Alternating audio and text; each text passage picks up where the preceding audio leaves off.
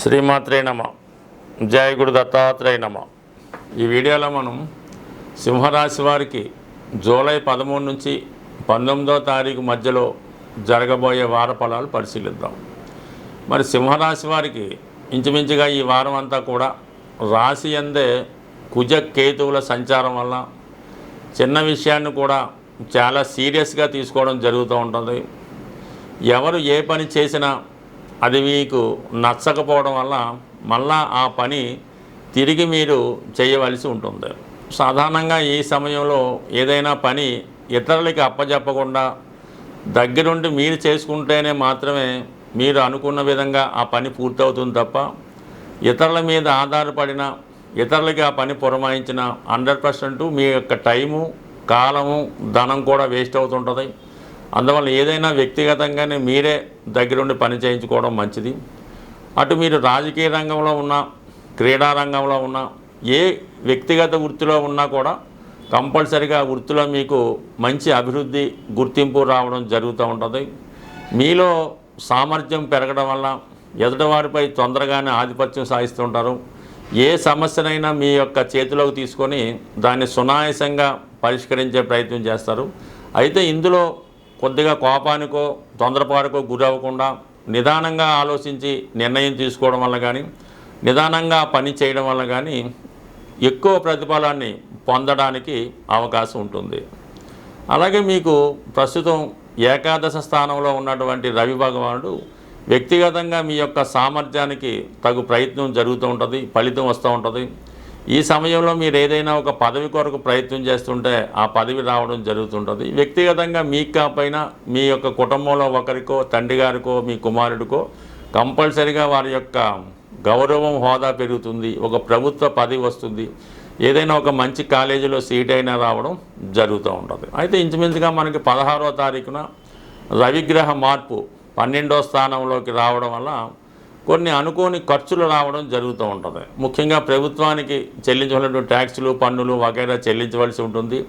వ్యక్తిగతంగా మీ యొక్క ఆరోగ్యం కొరకు కానీ, మీ యొక్క సంతానం లేదా మీ యొక్క తండ్రి గారి ఆరోగ్యం కొరకు ఏదైనా హాస్పిటల్లో చూపించుకోవడం కానీ, హాస్పిటల్ సంబంధించిన ఖర్చులు రావడం కానీ, ఏదైనా ఒక వైద్యుడిని సంప్రదించడం కానీ జరుగుతూ ఉంటుంది. అదే టైంలో మళ్ళీ మీకు అటు ధనాధిపతి, రాష్ట్రాధిపతి బుధుడు 12వ స్థానంలో ఏర్పడినటువంటి బుధాదిత్య యోగం ఏదైనా కొత్త ప్రాంతంలో మీ యొక్క వ్యాపార విస్తరణకి అనుకూలంగా ఉంటుంది. దూర ప్రాంతం నుంచి కొన్ని అవకాశాలు మీకు రావడం జరుగుతుంటుంది. ఏదైనా అక్కడ పెట్టుబడి పెట్టడం కానీ, అక్కడ ఒక బ్రాంచ్ పెట్టడం కానీ జరిగే అవకాశం ఉంది. అలాగే ఈ సమయంలో కొన్ని విలువైనటువంటి కంప్యూటర్లు, ఎలక్ట్రానిక్ వస్తువులు, వాహనాలు లాంటివి కొనే ప్రయత్నాలు చేస్తూ ఉంటారు. ఒక పక్క ధనం వస్తూనే దానికి మించిన ఖర్చు రావడం జరుగుతూ ఉంటుంది. కొన్ని వ్యక్తిగత పొరపాట్ల వల్ల కూడా కొంత ధనం బ్లాక్ అవ్వడం కానీ, నష్టపోవడం కానీ జరిగే అవకాశం ఉంటుంది. బట్ ఏదైనా లాభంలో గురువు ఉండడం వల్ల మీరు ఎటువంటి పొరపాటు చేసినా, ఎటువంటి సమస్య వచ్చినా అది ఎవరో ఒకరి సహకారంతో కంపల్సరీగా అది సాల్వ్ అవుతుంది. కాబట్టి పెద్దగా ఏది నష్టపోయినా, ఏది పోగొట్టుకున్నా మీరు ఇబ్బంది పడక్కర్లేదు. కంపల్సరీగా అది మీకు తొందరలోనే తిరిగి రావడం జరుగుతూ ఉంటుంది. అయితే సప్తమంలో ఉన్నటువంటి రాహు వైవాహిక జీవితంలో కానీ, భార్యాభర్తల మధ్య కానీ ఒక విధమైన అవగాహన లోపం రావచ్చు. మీ వ్యక్తిగత జీవితాల్లోకి ఇతరులు ప్రవేశించడం వల్ల వారి యొక్క ఇన్వాల్వ్మెంట్ మీకు చాలా అసహనాన్ని, ఇబ్బందిని కలిగిస్తుంటుంది. సహజంగానే మీకు ఇతరులు ఒక సలహా ఇచ్చినా, ఒక ఇబ్బందిగా ఏదన్నా చెప్పినా కూడా ఖచ్చితంగా మీకు దానికి నచ్చదు. మీ యొక్క నిర్ణయమే మీరు కరెక్ట్ అనుకుంటూ ఉంటారు. ఈ సమయంలో ఎవరు ఏమి చెప్పినా కూడా కొన్ని అపోహలు సృష్టించవచ్చు, కొన్ని విభేదాలు సృష్టించవచ్చు. అవి మీరు తొందరగా నమ్మకుండా ఏది నిజమో, ఏది అబద్ధమో తెలుసుకుంటే తప్ప, లేదంటే ఎదుటివారు చెప్పిన ప్రతి విషయాన్ని మీరు వినడం వల్ల సుఖమైనటువంటి మీ యొక్క భార్యాభర్తల అనుబంధం కానీ, మీ స్నేహం కానీ ఇబ్బంది పడే అవకాశం ఉంది. కాబట్టి అటువంటి వారికి అవకాశం ఇవ్వకుండా ఎవరేమైనా చెప్పినా అది వదిలేయాలి తప్ప దానికోసం పెద్ద సీరియస్గా అయితే ఆలోచించొద్దు. ప్రస్తుతం ఉన్నటువంటి అష్టమ శని కూడా కొన్ని నిందలు, అపవాదులు వచ్చే అవకాశం ఉంది. ఎప్పుడో జరిగిపోయినాయి ఇప్పుడు జరిగినట్టుగా క్రియేట్ చేసి మీకు ఇబ్బంది కలిగే అవకాశం ఉంటుంది. ఏదేమైనా మిమ్మల్ని పతనం చేయాలని, మీ యొక్క పతనాన్ని చూడాలని మీ దగ్గర బంధువులు ఎదురు చూస్తూ ఉంటారు. అందుకని మీ ఎదుగుదలను ఓర్వలేని వారు ఏదో విధంగా మిమ్మల్ని అన్పాపులర్ చేసే ప్రయత్నం చేస్తూ ఉంటారు. ఏదైనా మీరు నిజాయితీగా సంపాదించినా అదేదో అక్రమ సంపాదనగా వచ్చిందనో ఎవరి దగ్గర అనాశంగా మీరు సంపాదించారని ప్రచారం చేయడం జరుగుతూ ఉంటుంది. బట్ ఏదైనా ఒక విషయాన్ని చాలా రహస్యంగా ఉంచాలి తప్ప అదే బహిరంగపరచడం వలన మీ చుట్టుపక్కల ఉన్న వాళ్ళే, మీ బ్యాచ్లో ఉన్న వాళ్ళే మీకు వెన్నుపోటు పొడిసే అవకాశం ఉంటుంది. చాలా జాగ్రత్తగా వ్యవహరించడం టైం ఇది. ఏమాత్రం పొరపాటుగా ఉన్నా వారు చేసిన పొరపాట్లు మీ మీద నెట్టివేసి మిమ్మల్ని అబాస్పాలు చేసే అవకాశం ఉంటుంది. కాబట్టి చాలా నిబ్బరంగా ధైర్యంగా ఎదుర్కొనే సాహసం ఉంది. బట్ కానీ కొన్ని పరిస్థితులు మనకి అనుకూలంగా లేకపోవడం వలన కొన్ని ఇబ్బందుల్లో చిక్కుల్లో ఇరుక్కునే అవకాశం ఉంటుంది. స్వస్తి. జ్యోతిష శాస్త్రరీత్యా గోచార ఫలితాలను నమ్ముతున్నవారు ప్రధానంగా గ్రహాల యొక్క సమస్యల నుంచి ఇబ్బందుల నుంచి బయటపడాలంటే మనం ప్రధానంగా కొంతమంది దేవతల్ని కంపల్సరిగా ఆరాధించవలసి ఉంటుంది. ముఖ్యంగా ప్రతి ఒక్కరూ 5 దేవతలను అయితే కంపల్సరిగా పూజించవలసి ఉంటుంది. అందులో ప్రధానంగా గణపతి అంటే విఘ్నేశ్వరుడు, అలాగే సూర్య భగవానుడు, అలాగే దుర్గా అమ్మవారు, విష్ణుమూర్తి, శివుడు, ఈ 5 ప్రధాన గ్రహాల్ని ప్రధాన దేవతల్ని పూజించడం వల్ల 5 ప్రధాన గ్రహాలు ఉంటాయి. మనకు ఉన్నటువంటి 9 గ్రహాల్లో 2 ఛాయాగ్రహాలు, 2 వెలుతురునిచ్చే గ్రహాలు, 5 మెయిన్ గ్రహాలు ఉండడం జరుగుతూ ఉంటుంది. అవి శని, గురువు, కుజుడు, బుధ, శుక్రులు. అందుకనే ఈ పంచమహాపురుష యోగాలు కూడా ఈ 5 గ్రహాలను బట్టే ఏర్పడడం జరుగుతూ ఉంటుంది. మనం ఈ 5 దేవతల్ని ప్రధానంగా ఆరాధించడం వల్ల ఈ 5 గ్రహాలు యాక్టివేట్ అయ్యి మనకి ఎటువంటి ఇబ్బంది లేకుండా కాలం ముందుకు వెళ్ళడం జరుగుతూ ఉంటుంది.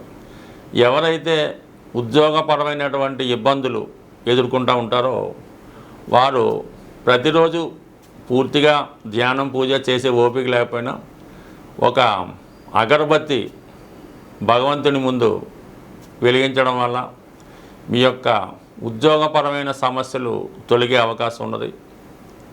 అలాగే ఆర్థిక పరంగా ఎవరైతే బాగా ఇబ్బంది పడుతూ ఉంటారో వాళ్ళు మరి నైవేద్యాన్ని, ఏ నైవేద్యం అన్నా పర్లేదు, అది భగవంతుడికి సమర్పించడం వల్ల, అది అటుకులో, శనగలో, కొబ్బరికాయలో, అరటిపళ్ళలో సమర్పించడం వల్ల మీ యొక్క ఆర్థికపరమైనటువంటి సమస్యలు నెరవేరుతూ ఉంటాయి. అలాగే అభిషేకం చేయడం వల్ల ఆరోగ్యం సమకూరుతూ ఉంటుంది. అంటే ఏదో ఒక దేవతకి, ఎక్కువగా శివుడికి అభిషేకం చేయడం వల్ల అనారోగ్య సమస్యల నుంచి బయటపడడం జరుగుతూ ఉంటుంది. వివాహ సమస్యలు ఉన్నవారు, వివాహం కావలసిన వారు భగవంతునికి పూలతో అలంకరించడం వల్ల, ఎక్కువగా పూలతో అలంకరించడం వల్ల వివాహ సంబంధించినటువంటి సమస్యలు, తొందరగా వివాహం జరగడానికి కూడా ఎక్కువగా అవకాశం ఉండడం జరుగుతూ ఉంటుంది. సో ఈ విధంగా మరి రోజు సూర్య భగవానుడికి అర్ఘ్యం ఇవ్వటం వల్ల ఎటువంటి సమస్య అన్నా పరిష్కారం జరుగుతూ ఉంటుంది. అందులో సూర్య భగవానుడు తలుచుకుంటే సమస్తం ఇవ్వగలడు. సమస్త దేవతల్ని ప్రసన్నం చేసుకోవడానికి ఏకైక మార్గం సూర్య ఆరాధన. మరి ఇంకా జటిలమైన సమస్యలు ఉన్నవాళ్ళు మరి హోమం చేయడం వల్ల, అది అగ్నిదేవుని సంతృప్తిపరచడం వల్ల మనకి మిగతా దేవతలు కూడా సంతృప్తి చెందుతూ ఉంటారు. బట్ ఏదైనా సింపుల్గా ప్రధానంగా ఎటువంటి ఇబ్బందులు లేకుండా ఉండాలంటే ఇందాక మనం చెప్పుకున్నటువంటి 5 ప్రధాన దేవతలైనటువంటి విఘ్నేశ్వరుడు, సూర్యభగవానుడు 2 కంపల్సరీ మొదలెడతాం. రోజు సూర్య నమస్కారం, విఘ్నేశ్వరుడు పూజ. విష్ణుమూర్తి ప్రసన్న నిమిత్తం మీరు విష్ణు సహస్రనామం చదవచ్చు, లేదంటే గోవిందనామాలు చదవచ్చు.